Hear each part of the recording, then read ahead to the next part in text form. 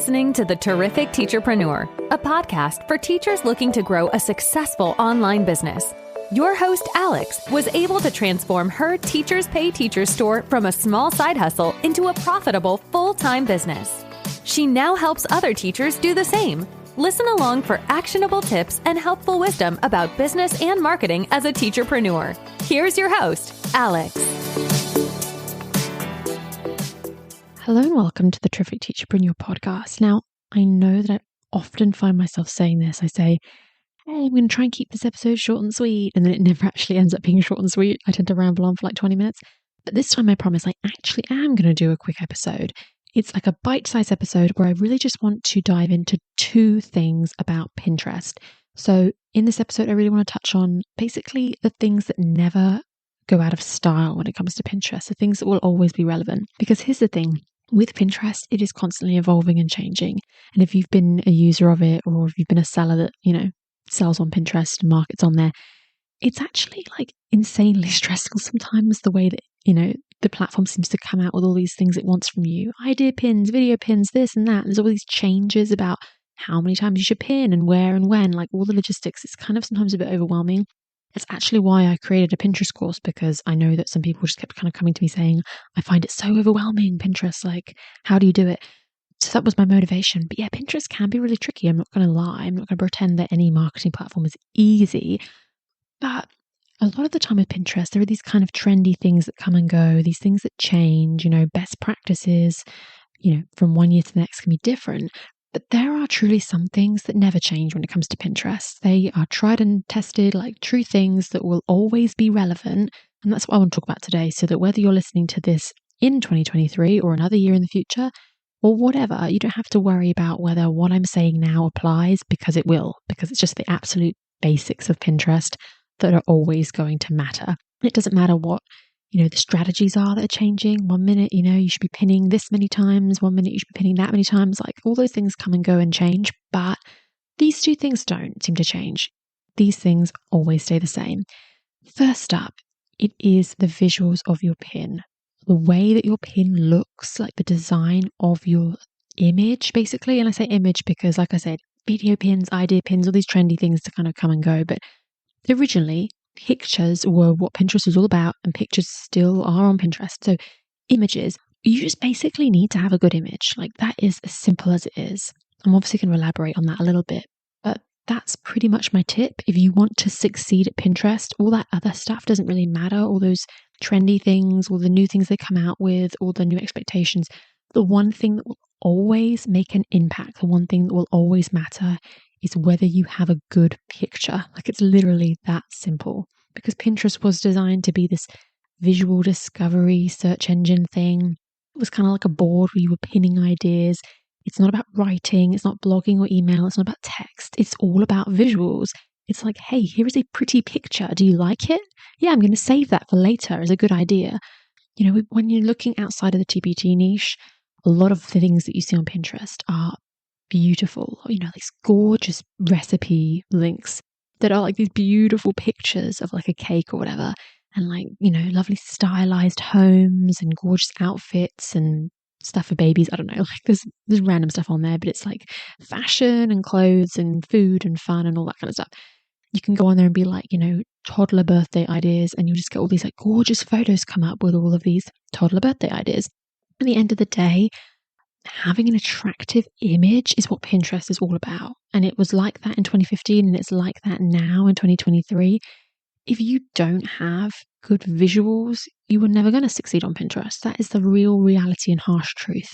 No matter how many times you pin and what boards you pin them to, we could do all of the right stuff when it comes to strategy, and you could be trying new features and all these different things. But if you basically create kind of ugly pins, that sounds harsh, but it's true, your Pinterest is just never going to take off, because it really just comes back to the basics of it being pretty, a pretty picture. Anyway, I want to dive a little bit more into that so you kind of get what I'm saying. It has to be a pretty picture, but okay, Alex, well, what, tell me more here. How do I make a nice picture pin for Pinterest if I'm a seller?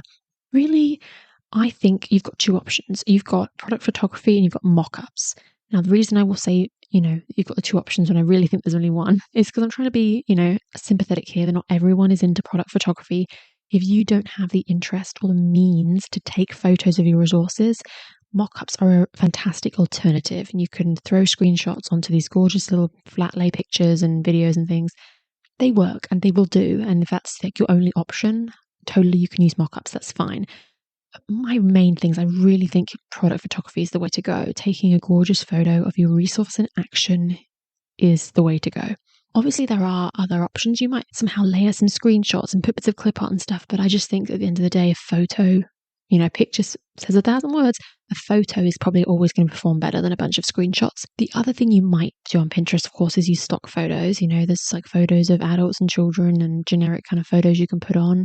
If you teach science or something, it would be like beakers and little science experiments and things. That's fine. You will sometimes, use stock photos on Pinterest. That shouldn't be your whole strategy, because I think if you're just having basically a page full of stock photos, it's not always going to do that well for you. You want photos of your products. Like teachers and your buyers, they just want to visualize your resource in their lives, in their classroom. They want to be like, wow, look at this really amazing, set of worksheets or these crafts or these activities. Like how engaging and fun that is. I can visualize that in my classroom on Monday morning.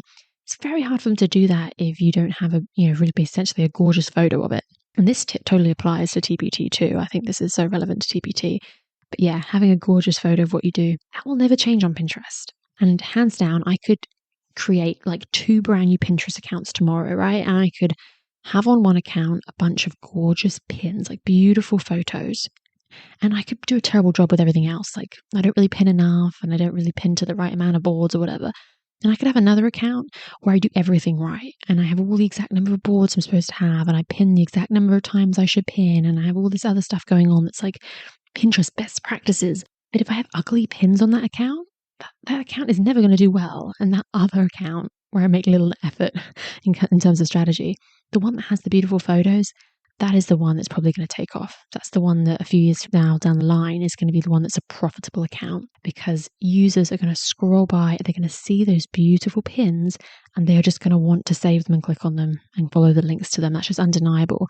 So you really do have to prioritize the important stuff when it comes to Pinterest, and that is just making visual images that are attractive, appealing on the eye, bright, colourful, well lit, well edited photos, nice white, crisp backdrops, things like that, popping colours, vibrant pops of coloured paper in the background, stationery and props sprinkled around, colouring in your resources really like bright and colourful, just making them beautiful, because that's it. That's the way to do it. And if you can do it, the more in action, the better. If you've got things that are like centres and activities and there's dice and there's things to make it look like it's in a classroom, like that's irresistible to a teacher who is scrolling through Pinterest for ideas, because they want something that looks nice. So that's tip number 1. Very broad, very generic, make pretty pictures, but it honestly is the truth. You need to focus on that. And the reason I say that, why am I giving you this kind of generic tip, is because it's so easy to get sidetracked with worrying about all that other stuff when it comes to strategy. And putting your energy into something that doesn't have as much impact as literally taking a pretty photo. So yeah, there we go. That's tip number 1. And tip number 2, the next and final thing that really truly matters when it comes to Pinterest is your SEO. Now, the reason I put this as tip number 2 is because it isn't the most important thing. Like I mentioned in my earlier example, if you don't have a nice picture, a nice visual, I don't think the SEO is going to save you. Like you could kind of rank kind of well, but if people are just going to scroll past an ugly picture. So that is why picture comes first, then SEO second. But SEO is up there as really important, more important, I think, than all that strategy and stuff. You just essentially need to be using keywords on Pinterest, whether that's in your bio, in the title of your pins, and your board descriptions, your board titles, and your pin descriptions, like everywhere you can write something, you need to be thinking about keywords, nice long tail keywords, niche and specific, not too saturated. But at the end of the day, it is an algorithm on Pinterest. And of course, having a nice pretty photo is great. But if you never put a title or description on it, it would be pretty hard for Pinterest to figure out what your pin is. And so it's not going to be able to rank it very well. Whereas if you title it and you put a description that's really keyword rich, I think that's going to help you perform better on Pinterest. So when someone searches Christmas math centers, you come up because you've titled it Christmas math centers. So keywords are definitely the other thing. I'm not going to dive too much into this. Like I said, I'm going to actually try and keep this episode brief, but really just making an effort to actually write a decent size description on your pin and to throw in keywords that are teacher or a buyer would actually search. You imagine them sitting on their phone, scrolling through Pinterest, typing in things like whatever they're teaching next, the product type and the theme and the season and the subject area, all that kind of stuff. Like, that they're going to be searching fraction games or whatever, putting all those keywords in so that your pin can show up when they search for it. You've got to help Pinterest out. Pinterest is it's a really clever algorithm, but it can't work miracles. If you don't tell the algorithm what your pin is about, it's going to be very hard for you to rank and for people to therefore see it. And these two things go really hand in hand. The SEO helps you sort of rank on Pinterest so that people can find your pin because you've titled it and written a description well. And then once you're ranking, you need a pretty picture, like I've been saying, so that people actually are tempted to click on it and zoom in and look at it and not just scroll past. These two things go hand in hand. It's the same on TPT. You need SEO on your TPT resources and you need gorgeous photos on your listings. And if you don't have one and you don't have the other, it's pretty tricky. So those are the two things. Super simple. Make pretty pictures, use lots of keywords. That will truly help if you are struggling with Pinterest. You might be listening and thinking, well, I'm already doing those things, or those things are really obvious tips, Alex. But if you're honest with yourself, really, really honest, and you go look, especially the older content you created when you first started, I know I have been guilty of this. Are your pins actually that appealing? Have you actually got a lot of keywords in your description? Possibly, probably not. And, if I'm honest, sometimes I look at my pins that aren't performing very well and it's well, actually not that pretty. Some of the ones that do well are really appealing. I can kind of see why teachers are being drawn to it. Some of the ones that I've had go viral are nearly always very good pins, the ones that I've done a good job on, if I'm being honest. So yeah, the visuals are pretty dang important. Those are my 2 tips for you today. I highly recommend, if you are someone that uses Pinterest, making the effort to focus on those 2 areas and not fuss about everything else too much. If you really want to learn more about Pinterest, I will put a link in the show notes. I have a Pinterest course called Terrific Pinning. It covers everything you need to know about Pinterest so that you can learn all the ins and outs of creating pins and writing descriptions and all the stuff in between. Because Pinterest, like I said at the beginning, can be a bit overwhelming, and sometimes it's really nice to have someone take you step by step through it. So I'll put a link in the show notes for that. Be sure to check it out. It's better than just sort of fumbling around in the dark and getting things wrong, because that's what happens often with Pinterest. If you just don't know what you're doing, you don't know what you don't know, you can make a bit of a mess of it. And I hear people saying, Pinterest just doesn't work for me. I've been giving it a try for a few months or a year and it's not working. And I look at their account and I'm really not surprised, because they tend to be doing a lot of things wrong. So it's a finicky platform at times, if I'm honest. So you want to be doing it right from day one. So be sure to check that link out. But I hope that you have a terrific day. Thank you for listening to this episode of The Terrific Teacherpreneur. If you're enjoying the show, please feel free to rate, subscribe, and review on your preferred podcast listening platform. We really appreciate that effort. Come back for more actionable tips and helpful wisdom in the next episode with your host, Alex. Until then.